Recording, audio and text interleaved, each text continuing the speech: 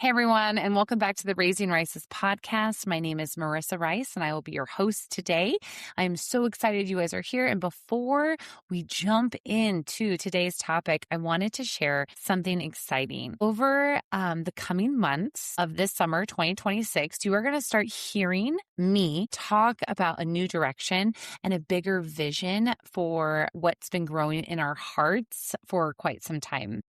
Many of you guys have walked alongside our family for years. You've watched our children grow. You have followed our homeschooling journey, our farming journey, our homemaking journey, and all the lessons that God has taught us along the way. But over this last year, especially, I have become increasingly convinced that what I am truly passionate about is not just simply homeschooling or simply homemaking or even simply motherhood individually, but what I care about is helping families build households that serve the Lord. And that vision is what has led us towards a rebrand that will be becoming more and more shared about here throughout the summer. And then this fall, the Raising Rice's podcast will become the Heritage Household Podcast.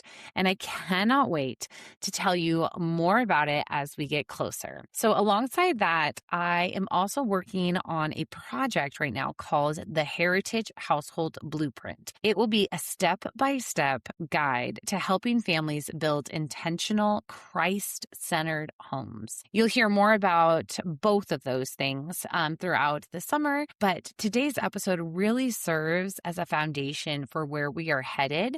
Because whether we realize it or not, every home is shaping someone. And that is the theme that we're going to be talking about today. Your home is already teaching. Did you know that? One of the biggest misconceptions that many parents have is believing that discipleship only happens during intentional moments. We think discipleship happens only during family devotions or family worship or during prayer or when we have to pull someone aside and have an intense moment of teaching. We think discipleship happens only when our Bibles are open. We think discipleship happens when we sit down to have those conversations, maybe with one or a few kids after an argument. And while all those things certainly matter and discipleship is happening in those moments, discipleship actually, though, in the greater scheme is happening all day long.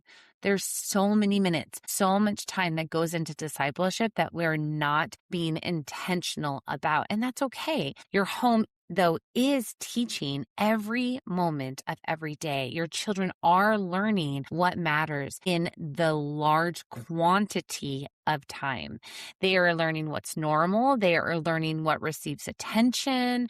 They are learning what gets celebrated. They are learning what gets ignored. And they are learning how conflict is handled, both by our words and by our actions. They are learning how work is viewed. They are learning how marriages function. And they are learning how Christians respond to stress and disappointment and suffering and success.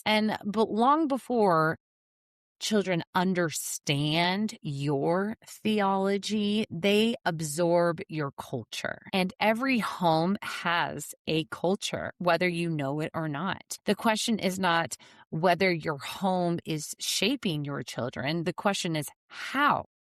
How is it shaping your children? See, culture happens naturally.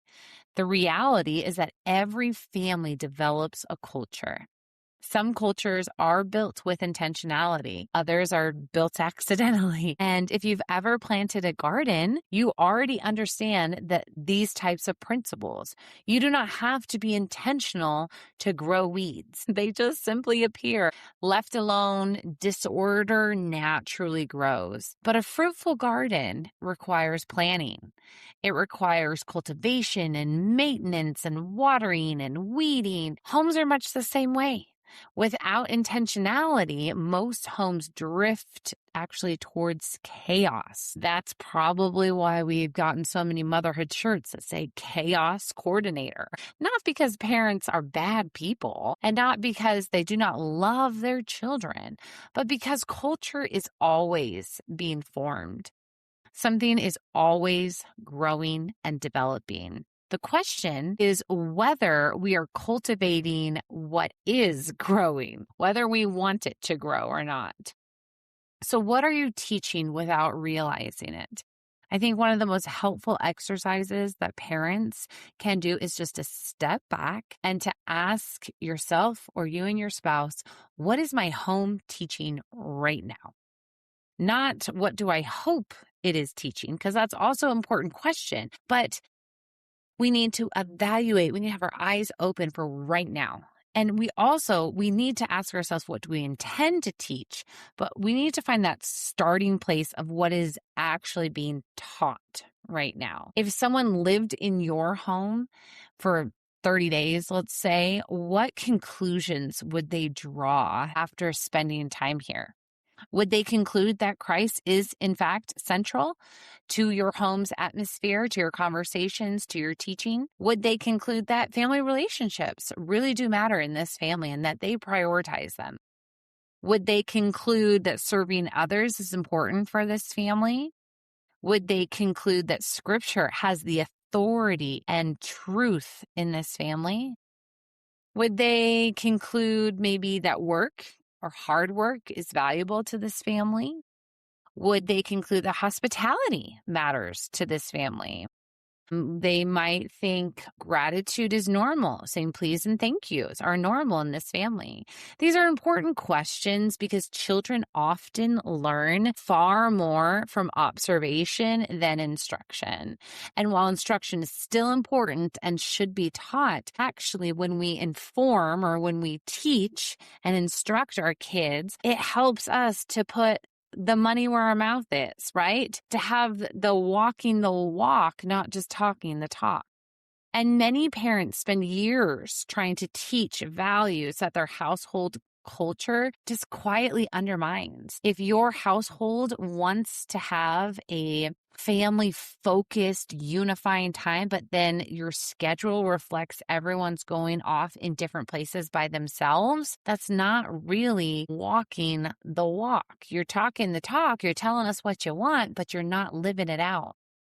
Children notice consistency. They also notice inconsistency. And another element of this is whatever we celebrate, either by our attention or our focus or our words, it does become culture.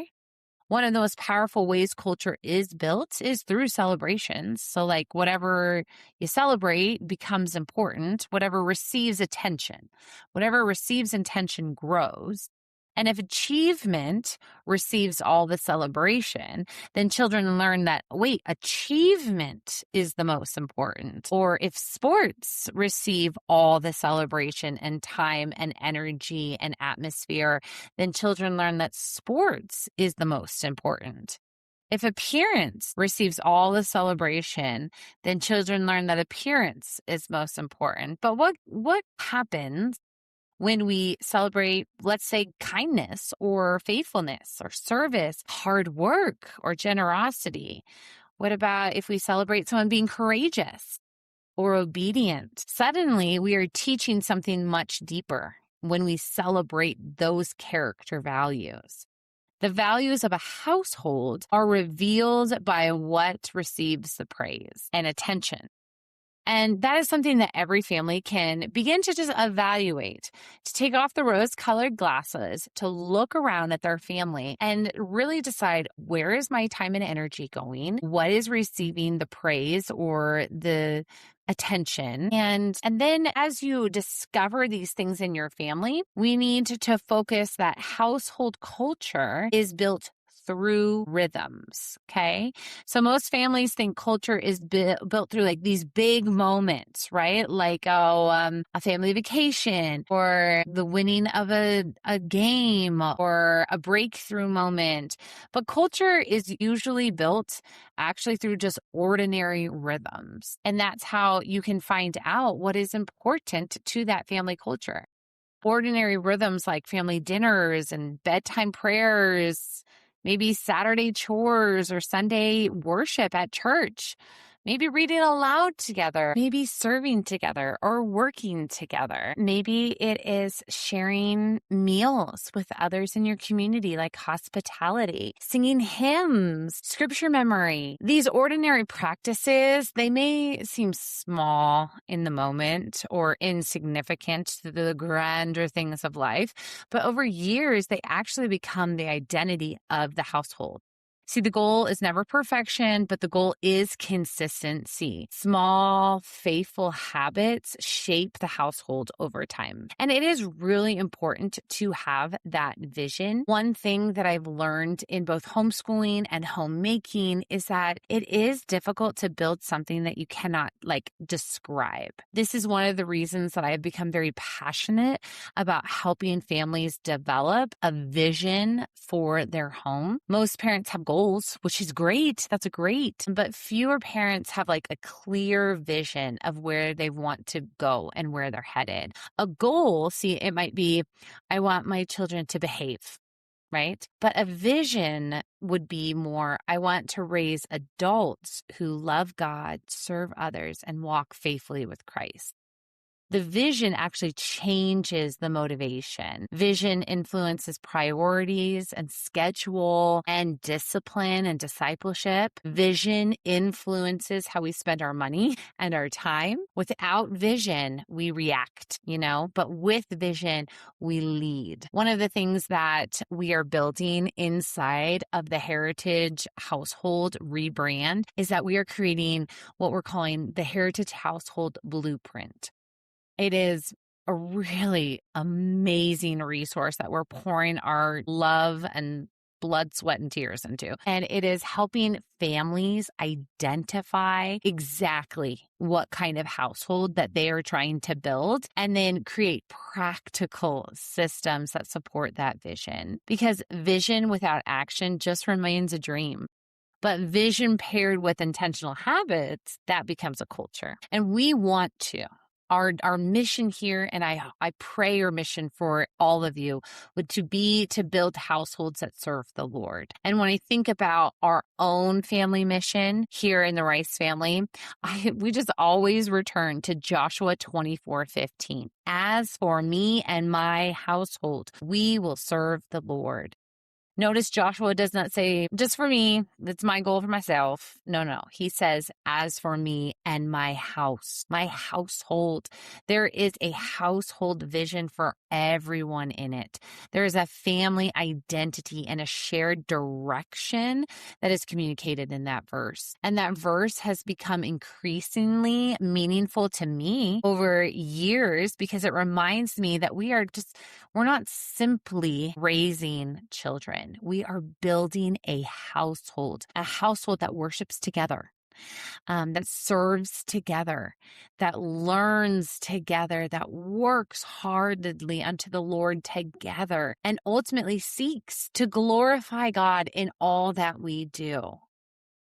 So whether you have your children are toddlers or teenagers or somewhere in between, I want to encourage you today that you're not too late and you're not too early. Do not underestimate the influence of your home on your children. Do not underestimate the power of the ordinary faithfulness that you possess. And do not underestimate the value of simple daily rhythms. Your home is shaping someone. It is. Every meal, every conversation, every prayer, and every act of service, every choice is helping form the culture of your home. And that culture is leaving a legacy, whether you're intentional with it or not. So over the next coming weeks, we're going to continue talking about building intentional households, creating family culture, and establishing rhythms that help homes really serve the Lord. And as we get closer to the fall 2026, I will be sharing more and more about the transition to the Heritage Household podcast, as well as the upcoming Heritage Household Blueprint, which I'm just so excited about, you guys. It's just going to come out because it is a very, very helpful resource to so many. And I just want to bless so many families, so many legacies, and the next generation for Christ in this resource. So I truly believe God is doing something new in this season for us, and I'm grateful. I'm so grateful that you guys are here to walk this new season with us, to launch this and get it into the hands of so many. So until next time, do remember our key verse, Joshua 24:15. As for me and my household, we will serve the Lord. Thank you so much for listening, and I can't wait to see you next week.